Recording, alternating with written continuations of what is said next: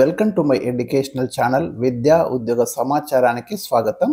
మీకు daily GK and current అఫైర్స్లో ఇవాళ 354 వీడియోలో ఉన్నాము. ఈరోజు కూడా మనకు 2025 నవంబర్ మంత్కు సంబంధించి కొన్ని కీలకమైన కరెంట్ అఫైర్స్ మనం ఈ వీడియోలో డిస్కస్ చేయబోతున్నాం. ఇలాంటి లేటెస్ట్ అప్డేట్స్ కోసం ఛానల్ని సబ్స్క్రైబ్ చేయండి, వీడియోను లైక్ చేయండి. ఇవాళ క్వశ్చన్ నెంబర్ 1, భారతదేశానికి Su-57 యుద్ధ విమానాల సాంకేతిక పరిజ్ఞానాన్ని బదిలీ చేయడానికి సిద్ధమని ఇటీవల ఏ దేశం వెల్లడించింది? ఓకే, దీనికి ఆన్సర్ రష్యా అండి. రీసెంట్గా మనకు రష్యా ఒక ఇంపార్టెంట్ అనౌన్స్మెంట్ ఇచ్చింది. సుఖోయ్ S-57 ఫైటర్ జెట్స్, ఇవి చాలా ఇంపార్టెంట్ ఫైటర్ జెట్స్ అండి. ఇవి 5th generation stealth fighter jets ఇవి. సో వీటి యొక్క టెక్నికల్ పరిజ్ఞానాన్ని ఇండియాకి ఇస్తామని చెప్పింది. మామూలుగా మనం ఒక యుద్ధ విమానాన్ని కొనుగోలు చేస్తాము, కానీ దాన్ని తయారు చేసే విధానము, దాని సాంకేతికత మాత్రం ఏ కంట్రీ ట్రాన్స్ఫర్ చేయదు. కానీ రష్యా ఏం చేస్తుంది, ఇప్పుడు ఈ Su-57 ఫైటర్ జెట్ సంబంధించి టెక్నికల్ పరిజ్ఞానాన్ని కూడా మీకు అందిస్తాం, ట్రాన్స్ఫర్ చేస్తాం, ఇండియాలోనే వీటిని తయారు చేసుకోవచ్చు, ఏవైనా మేము మార్పులు చేసుకోవచ్చని ఒక సూచనప్రాయంగా వెల్లడించింది. ఎందుకంటే ఇండియాకి రష్యాకు ఉన్న ఒక క్లోజ్డ్ రిలేషన్ వల్ల ఇదైతే మనకి అగ్రిమెంట్ అనేది జరగబోతుంది. ఇవి 5వ తరం స్టెల్త్ యుద్ధ విమానాలండి. సుఖోయ్ Su-57 అంటాం. 5th generation fighter jet fighters గుర్తుంచుకోండి. Question number 2, computer operating system Microsoft Windows 1 ఎప్పుడు విడుదలయ్యింది? మనకు చాలా ముఖ్యమైన ఆపరేటింగ్ సిస్టమ్ అండి విండోస్ అనేది, ఇప్పటికి కూడా మనం వాడుతున్నాము. సో ఫస్ట్ మీకు ఇప్పుడు 11లో ఉన్నాం, మనం విండోస్ 11 వర్షన్ వాడుతున్నాం. విండోస్ 1 అనేది మనకి 1985 నవంబర్ 20న విడుదలైంది. మరి అప్డేట్ అవుతూ ఇవాళ మనకు విండోస్ 11 వర్షన్లో చాలా తాజా అప్డేట్ వర్షన్ అయితే మనం కొనసాగుతుంది. క్వశ్చన్ నెంబర్ 3, రాష్ట్రాల బిల్లుల ఆమోదం విషయంలో 2025 నవంబర్ 20న భారత సుప్రీంకోర్టు ఏ తీర్పును వెలువరించింది? ఇండియన్ పాలిటీలో కరెంట్ అఫైర్స్ సంబంధించి చాలా ముఖ్యమైన బిట్ అండి ఇది.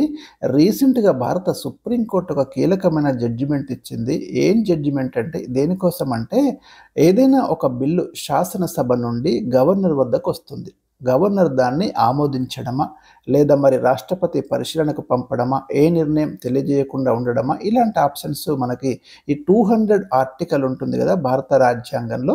ఇది ఇలాంటి బిల్లులకు సంబంధించి, అంటే గవర్నర్ దగ్గరికి ఒక బిల్లు వచ్చినప్పుడు ఈ ఆర్టికల్ ప్రకారమే అతను ఏదో ఒకటి చేయాల్సి ఉంటుంది.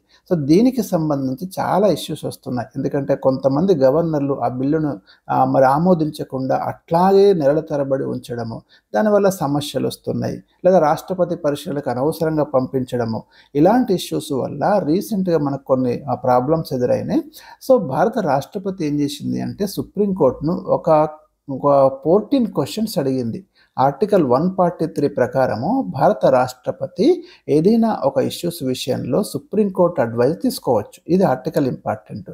ఆ క్వశ్చన్స్కి ఆన్సర్ ఇస్తూ రీసెంట్గా సుప్రీంకోర్టు జడ్జిమెంట్ ఇచ్చింది. దాంట్లో ఒకటి ఏంటంటే, ఈ రాష్ట్రాల బిల్లుల ఆమోదం విషయంలో మరి సుప్రీంకోర్టు ఇచ్చిన జడ్జిమెంట్ చూడండి మీరు, శాసనసభలు ఆమోదించి పంపిన బిల్లులకు సమ్మతి తెలిపే విషయంలో రాష్ట్రపతి కానీ గవర్నర్కి కానీ న్యాయస్థానాలు గడువు విధించలేవు. ఇదొకటి ఇంపార్టెంట్ పాయింట్. అంటే మీరు ఈ టైం లోపల ఖచ్చితంగా బిల్లును ఆమోదించాలి అని కోర్టులు జోక్యం చేసుకోవు. ఎందుకంటే గతంలో తమిళనాడు ఇష్యూలో ఏం జరిగిందో మీరు చూసిండ్రు. ఇదొక ఇంపార్టెంట్ పాయింట్. ఇక నిర్దిష్ట గడువులోగా అభిప్రాయం తెలియజేయకపోతే, గవర్నర్ కానీ రాష్ట్రపతి కానీ ఒక టైంలోగా అభిప్రాయం కనుక చెప్పకపోతే ఆ బిల్లును ఆమోదించినట్లే అని అనుకోకూడదు. రాజ్యాంగంలో ఆ విధంగా లేదు. ఇది అధికారాల విభజన సూత్రానికి వ్యతిరేకమని పేర్కొంది. శాసన నిర్మాణంలో రాష్ట్రపతి గవర్నర్లు నిర్వర్తించాల్సిన విధుల్ని ఇంకో వ్యవస్థ భర్తీ చెయ్యదు అని ఒక పాయింట్. అయితే తమ వద్దకు వచ్చిన బిల్లులను గవర్నర్లు అకారణంగా నిరవధికంగా నిలిపివేయడం తగదు అని కూడా చెప్పింది. ఒక సహేతుక సమయంలోగా నిర్ణయం తీసుకోవాలి అని కూడా సూచించింది. నిరంకుశంగా బిల్లుల్ని గనక నిలిపివేస్తే కోర్టులు తమకున్న పరిమిత న్యాయ సమీక్ష అన్నాడు. ఇక్కడ చూడండి, అపరిమిత న్యాయ సమీక్ష అనలేదు, కొంత పరిమిత న్యాయ సమీక్ష అధికారాలు ఉపయోగించాల్సి వస్తుంది అని బిఆర్ గవాయ్ నేతృత్వంలోని ధర్మాసనం తీర్పు చెప్పింది. ఈ పారాగ్రాఫ్ అంతా మీకు ఎందుకు ఇచ్చిన అంటే, పాలిటీలో చాలా చాలా ఇంపార్టెంట్ ఇన్ఫర్మేషన్ అండి, అందుకోసం ఇదంతా కూడా మీకు ఇవ్వడం జరిగింది. క్వశ్చన్ నెంబర్ 4 దీని రిలేటెడ్. 200 అధికరణం కింద ఒక బిల్లు శాసనసభ నుండి గవర్నర్కి వచ్చినప్పుడు గవర్నర్ ఏం చేయవచ్చు? ఆయన ముందున్న రాజ్యాంగ మార్గాలు ఏమిటి? ఇందులో 3 మార్గాలు ఉంటాయి. 1 బిల్లుకు ఆమోదం తెలియజేయడం, 2 రాష్ట్రపతి పరిశీలన కోసం దాన్ని రిజర్వ్లో పెట్టడం, రాష్ట్రపతి పరిశీలన పంపడం, 3 ఆమోదాన్ని పెండింగ్లో పెట్టి తన అభిప్రాయాలతో బిల్లును మళ్ళీ శాసనసభకు పంపించవచ్చు. ఈ 3 ఆప్షన్స్ ఆయన దగ్గర మరి మనకు ఉంటాయి. ఇది 200 ఆర్టికల్ ప్రకారం. Question number 5. ఏ అధికరణ ప్రకారం భారత రాష్ట్రపతి ద్రౌపది ముర్ము గవర్నర్లు రాష్ట్రపతుల బిల్లుల ఆమోదం విషయంలో సుప్రీంకోర్టును 14 ప్రశ్నలు అడిగారు? గత మేలో ఈ క్వశ్చన్స్ అడిగితే మొన్న జడ్జిమెంట్ వచ్చిందండి నవంబర్ 20కి. సో 14 క్వశ్చన్స్ ఏ ఆర్టికల్ ప్రకారం అడిగింది? ఇందాక చెప్పిన 143. రీసెంట్ తమిళనాడు ఇష్యూ ఏంటిదంటే, తమిళనాడు గవర్నర్ ఏం చేసిందంటే అక్కడ శాసనసభ పంపిన బిల్లుల్ని నిరవధికంగా నిలిపివేసిండు. వాటిని ఆమోదించడం లేదు. మరి అక్కడ ప్రభుత్వానికి ఇబ్బంది కాబట్టి దాన్ని సవాల్ చేస్తూ ఆ రాష్ట్ర ప్రభుత్వం ఒక పిటిషన్ వేసింది. పిటిషన్ వేస్తే అప్పుడు ధర్మాసనం సుప్రీంకోర్టు ఏం తీర్పిచ్చింది? అప్పుడు ఆ తీర్పు రాష్ట్రపతి గవర్నర్ అధికారాల్లో జోక్యం చేసుకున్నట్లుగా ఉంది. అంటే ఖచ్చితంగా మీరు ఆమోదించాలన్నట్టుగా, అంటే కొంత వాళ్ళ యొక్క అధికారాలకు పోయినట్టుగా ఆ జడ్జిమెంట్ ఉంది. కాబట్టి ఆ జడ్జిమెంట్ ఎప్పుడైతే ఆ విధంగా ఉందో వెంటనే రాష్ట్రపతి ఏం చేసిందంటే కొన్ని క్వశ్చన్స్ అడిగింది. ఇట్లా జోక్యం చేసుకోవచ్చా కోర్టుకున్నటువంటి పరిధి ఎంత అని 2025 మే 13న 14 ప్రశ్నలు క్వశ్చన్ వేసింది. ఇప్పుడు మొన్న జడ్జిమెంట్ వచ్చింది. ఇవన్నీ కూడా ఇక్కడ ఇచ్చిన ఇన్ఫర్మేషన్ అంతా కూడా దాని రిలేటెడ్ ఇన్ఫర్మేషన్. Question number 6. బిల్లుల ఆమోదం విషయంలో గవర్నర్ నిర్ణయానికి సంబంధించి కోర్టు అంతిమంగా ఏ తీర్పు వెలువరించింది? ఫైనల్గా ఏం చెప్పింది? ఇంత కోర్టు ఏం చెప్పిందంటే గవర్నర్ల విధులు నిర్ణయాలలో కోర్టులు సాధారణంగా జోక్యం చేసుకోలేవు అని ఒక పాయింట్ చెప్పింది. కానీ ఇంకోటి చెప్పింది, కారణం లేకుండా ఒక బిల్లును దీర్ఘకాలం పెండింగ్లో ఉంచితే మాత్రం అది న్యాయపరమైన సమీక్ష పరిధిలోకి వస్తుంది, జ్యుడిషియల్ రివ్యూ పరిధిలోకి వస్తుంది అని పేర్కొంది. రాష్ట్రపతికి కూడా ఇదే వర్తిస్తుందని క్లియర్గా చెప్పింది. ఈ క్వశ్చన్కి ఆన్సర్ చాలా చాలా ఇంపార్టెంట్ అండి. మొత్తం కీ పాయింట్ ఇది. Question number 7. గవర్నర్ తిప్పి పంపిన బిల్లును రాష్ట్ర శాసనసభ మళ్ళీ ఆమోదించి గవర్నర్ వద్దకు పంపిస్తే ఆయన ముందున్న మార్గాలు ఏమిటి? Right, okay. ఇక్కడ ఆన్సర్ ఏంటిది? శాసనసభకు తిప్పి పంపిన బిల్లు మళ్ళీ తన వద్దకు వచ్చినప్పుడు గవర్నర్కు 2 ఆప్షన్స్ ఉంటాయి. 1 ఆమోదం తెలపడం, లేదంటే రాష్ట్రపతి పరిశీలనకు పంపడం. శాసనసభకు తిప్పి పంపిన బిల్లు సవరణతో కానీ సవరణ లేకుండా కానీ తిరిగి వస్తే రాష్ట్రపతి పరిశీలన కోసం పంపే అధికారం గవర్నర్కి ఉంటుంది. ఇది గుర్తుంచుకోండి. Question number 8. ఐరోపా స్వేచ్ఛా వాణిజ్య సంఘంతో మన దేశం వాణిజ్య ఆర్థిక భాగస్వామ్య ఒప్పందం కుదుర్చుకుంది.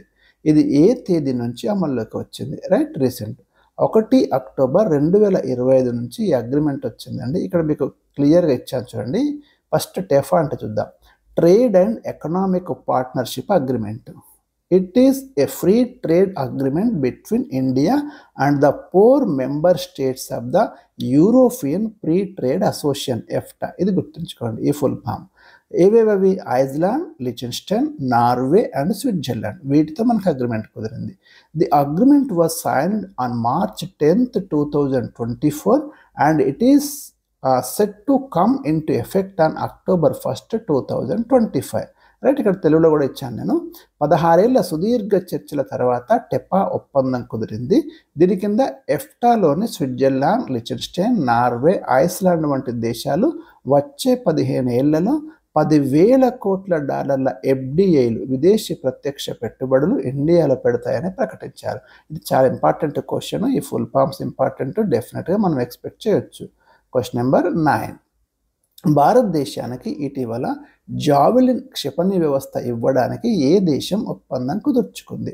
అమెరికా అండి. 2025 నవంబర్లో కుదిరింది ఈ అగ్రిమెంట్. ఈ జావెలిన్ మిస్సైల్ గురించి నెక్స్ట్ వీడియోస్లో ఇస్తాను నేను. Question number 10. ప్రస్తుతం భారత్లో ఉన్న బంగ్లాదేశ్ మాజీ ప్రధానమంత్రి షేక్ హసీనాకు ఏ కోర్టు ఇటీవల మరణశిక్ష విధించింది? చాలామంది ఈ న్యూస్ చదివి ఉంటారు, కానీ ఏ కోర్టు విధించింది అన్నప్పుడు కన్ఫ్యూజన్లో పడతారు. ఏ కోర్టు అంటే బంగ్లాదేశ్లోని అంతర్జాతీయ నేర విచారణ ట్రిబ్యునల్ ఐసిటి ఇచ్చిందండి ఈ జడ్జిమెంటు. ఇక్కడ షేక్ హసీనాతో పాటు మాజీ హోంమంత్రి అసదుజ్జమాన్ ఖాన్ కమాల్కు కూడా మరణశిక్ష విధించింది. షేక్ హసీనా ప్రజెంట్ అయితే ఇండియా ప్రొటెక్షన్లో ఉందండి. మరి ఒక ఇండియాకి బంగ్లాదేశ్కి మధ్య కూడా ఒక ఇష్యూ రగులుతుంది. షేక్ హసీనాను అప్పగించమని బంగ్లాదేశ్ అడుగుతుంది. ఇండియా మాత్రం ఏ నిర్ణయం అయితే ఇంకా వెలువరించలేదు. మరి ఏం జరుగుతుందో చూడాలి. రైట్. ఎందుకు వీళ్ళకు మరణశిక్ష విధించిందంటే గత జూలైలో బంగ్లాదేశ్లో విద్యార్థి ఉద్యమం సందర్భంగా వీరిద్దరూ దారుణమైన నేరాలకు పాల్పడ్డారనే ఆరోపణలపై ఈ శిక్షలను ఖరారు చేసింది. సో ఇవి నేను ఈరోజు మీకు ఇచ్చినటువంటి లేటెస్ట్ కరెంట్ అఫైర్స్. మరి ఇలాంటి అప్డేట్ ఇన్ఫర్మేషన్ కోసం ఛానల్ని ఫాలో అవుతుండండి. Thank you for watching.